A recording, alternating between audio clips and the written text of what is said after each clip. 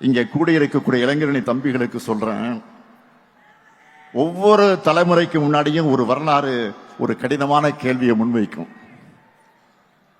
அதுக்கு ரியாக்ட் பண்ண முடியாம மண்டியிடக்கூடியவங்களை வரலாறு மறந்துடும், மக்களும் மன்னிக்க மாட்டாங்க.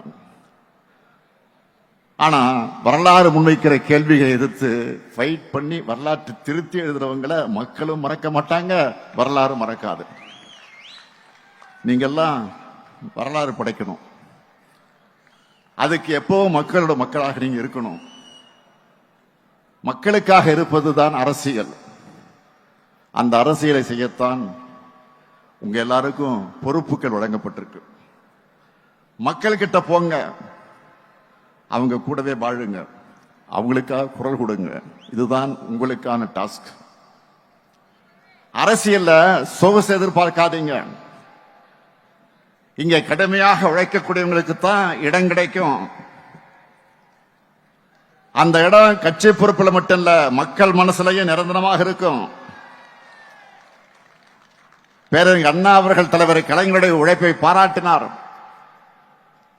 தலைவர் கலைஞர் என்னை பத்தி சொல்லும் போது உழைப்பு உழைப்பு உழைப்புன்னு தான் சொல்வார். இப்ப நானும் தம்பி உதயநிதி அவருடைய உழைப்பை பார்க்கிறேன். அதே உழைப்பு உழைப்பு உழைப்பு, அதைத்தான் உங்க கிட்ட எதிர்பார்க்கிறேன். அந்த உழைப்புக்கு இருக்கக்கூடிய இளைஞரணி படை தயாரா?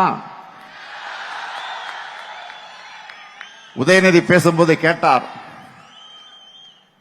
வரும் தேர்தலில் இளைஞர்களுக்கு வாய்ப்பு கொடுங்க கேட்டார். அவருக்கு மட்டுமல்ல, உங்களுக்கு நான் சொல்லிக் கொள்வது, இன்னைக்கு உள்ளாட்சியில, சட்டமன்றத்தில், அமைச்சரவையில், நாடாளுமன்றத்தில் நாட்டையே திரும்பி பார்க்க வைக்கக்கூடிய அளவுக்கு செயல்படுகிற பல பேர் இளைஞரணியிலிருந்து வந்தவர்கள் தான். நாளைக்கு உங்களிலிருந்து பலதும் இந்த இடத்திற்கு வரணும். நிச்சயமாக வரத்தான் போறீங்க.